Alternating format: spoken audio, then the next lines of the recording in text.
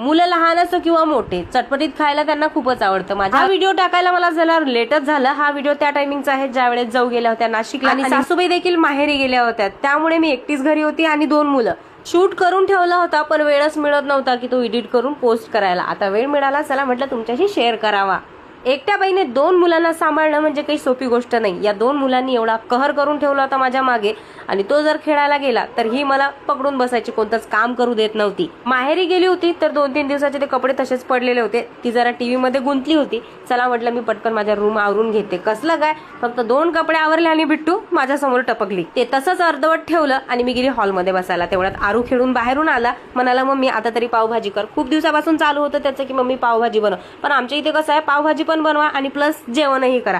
आणि आज आम्ही 4 जण होतो त्यामुळे चल म्हटलं तुझ्यासाठी पावभाजीच करून टाकूया. मी खूप सिंपल अशी पावभाजी बनवत असते. यामध्ये ना मी टोमॅटो, शिमला मिरची आणि फ्लावर, बटाटे घेतले जे कट केले आणि मस्त त्याला जिरा, तेल, हळद, मीठ टाकून फोडणी दिली. कुकरच्या 2-3 शिट्ट्या होईपर्यंत मी इथे माझ्या सासऱ्यांसाठी चपात्या आणि भाजी बनवून घेतली, कारण की ते पावभाजी खात नाहीत.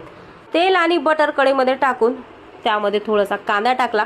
कांदा लाल ब्राऊन झाल्यानंतर त्यामध्ये कट केलेला हिरव्या मिरच्या, कट केलेला लसूण आणि कट केलेला आलं टाकलं. त्याचा कच्चापणा गेल्यानंतर मी त्यामध्ये धनिया पावडर, लाल तिखट आणि टोमॅटो टाकले व थोडा गरम मसाला, चवीनुसार मीठ. आणि आम्ही ना 3घेच होतो त्यामुळे मी हवा तेवढा रस्सा केला आणि जे कुकर मधलं बॅटर होतं ते मस्त स्मॅच करून त्यामध्ये ऍड केलं. मस्त बटर लावून गरम गरम पाव शेकून घेतले. ही पावभाजी आपली तयार. आवडला असेल तर एक नक्की करा.